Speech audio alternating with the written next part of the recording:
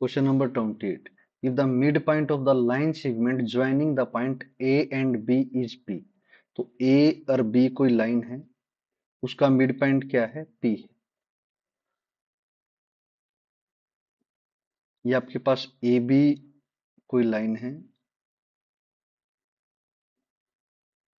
इसका mid point क्या है? मिड पॉइंट आपके पास P पॉइंट। क्लियर है? A पॉइंट के पॉइंट क्या दे रखे? 3,4 और B के दे रखे K,6 K,6। तो और P के पॉइंट दे रखे हैं X,Y। क्लियर है? तो आपको ये इक्वेशन में से K की वैल्यू फाइंड आउट करनी है। तो ये क्वेश्चन आपका चैप्टर नंबर 7 कोऑर्डिनेट ज्योमेट्री का क्वेश्चन है। ये कुछ चैप्टर नंबर 7 के कंप्लीट फार्मूले हैं। जो आपका बेसिक फार्मूला यूज होना है वो ये फार्मूले यूज होने।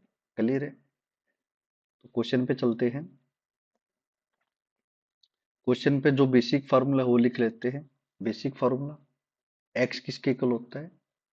x1 प्लस में x2 डिवाइड में 2, और y किसके इक्वल हो जाएगा? y1 प्लस y2 डिवाइड में 2। क्लियर है? तो क्वेश्चन में देखते हैं ये आपके पास किसकी वैल्यू है? x1 की। ये किसकी है? y1 की।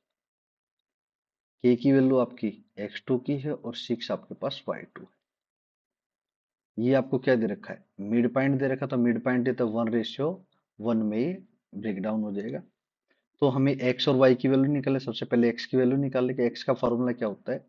x1 प्लस में x2 डिवाइड में 2।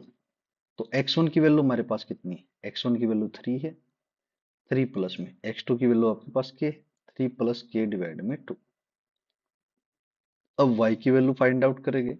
y का फॉर्मूला होता है y1 प्लस y2 डिवाइड में 2। क्लियर? ये बेसिक फार्मूला आपका है। y1 की वैल्यू कितनी है आपके पास? 4 है और y2 की वैल्यू आपके पास 6 है। 4 प्लस 6 डिवाइड में 2। 4 प्लस 6 कितना होता है? 10 होता है। 10 डिवाइड में 2 कितना आ जाएगा आपके पास? 2 1 जा 2, 2 5 जा 10, कितना आ गया? 5 आ गया। तो x की वैल्यू आपके पास आ गई है 3 प्लस k डिवाइड में 2। क्लियर? ये आपके पास x की वैल्यू है। y की वैल्यू आपके पास 5 आ गई। ये दोनों वैल्यू इस इक्वेशन में हम पुट करेंगे। इक्वेशन आपके पास x plus y minus 10 equal to 0। तो x की जगह आप क्या पुट करोगे?